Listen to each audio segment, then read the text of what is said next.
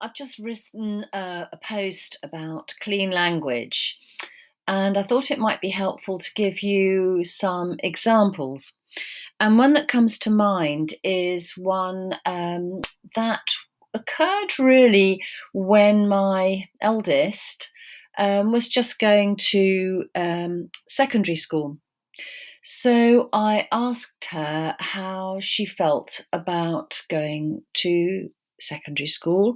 She was the only one from her class going to that particular school. It was a school she'd chosen in quite a spiritual way, actually. All the other schools we'd gone to visit, she was sort of quite logical about it, all about, the sports facilities or the science or whatever.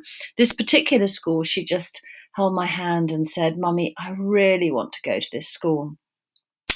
And so that was the school that she was going to. So it was the school she chose, even though, as I said, her friends weren't going. And I was anxious, as I suppose most mums are. How did she feel about this? And she said, "Oh, no, okay, okay." And of course, that doesn't tell you anything. So I decided to use a clean language question. So I said, "Who are you? What animal are you going to this new school?" And she said, "I'm a tiger. I'm a tiger," she said. So, and this is where clean language comes in. I thought, tiger, hey, that's good. Tiger, it sounds quite, big and, quite brave, quite confident. That's really good. I should be pleased about that. But I remembered all I'd been taught about clean language. And instead of putting my map of the world of sort of tiger onto what she said, I said, "And what kind of tiger is that tiger?" And she said, "It's a baby tiger." And she said, and I said, "And whereabouts is that baby tiger?" And she said, "The baby tiger's on the edge of the forest. And it's really scared and excited all at the same time. It's sort of looking on and thinking this is going to be a really fantastic adventure, but it's a bit scary at the same time." And with that, I think we just stopped and hugged. With that, in a moment, I realized the importance of using clean language because my tiger was quite different from her tiger. I was simply making an assumption. And I think that's something that's very important at the moment. I'm working with a lot of children. As you know, I'm a children's therapist. I'm very busy at the moment.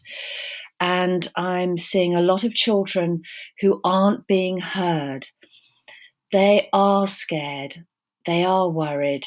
They're picking up on parents' worries, parents' concerns, relationship issues between parents, financial issues, all of these sort of worries about the future for them, for their parents, for their grandparents.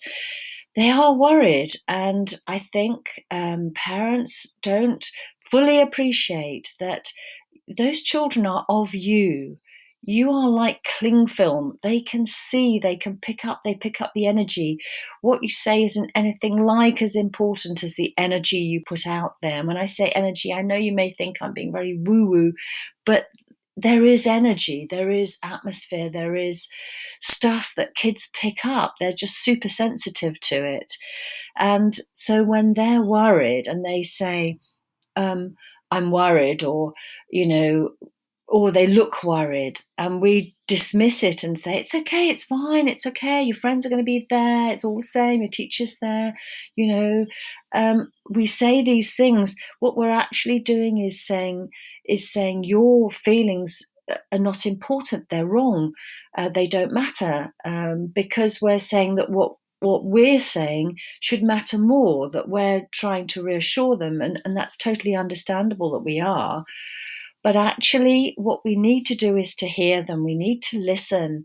And the post that I've just put up is really giving you some skills, some non-verbal skills as well, just to be silent and to hold the space, to nod, to smile, to touch, to show that you love them, you hear them, you see them, you acknowledge that this is a difficult time for everyone and that we're all in it together, but that you're there for them and that whatever they want to say, they can say to you. And then there's a few clean language questions which just give you some short phrases that you can use to encourage them to dig a little bit deeper and to speak a bit more about it. And the reason that this is really important is that the children that I'm seeing are simply coming to me to be able to talk about how they feel. And the parents who are saying, my child doesn't express their feelings, they can't express their feelings, they don't know how they feel. They do know how they feel. And you can actually step up and use some of these skills yourself in order to be able to just be there for them.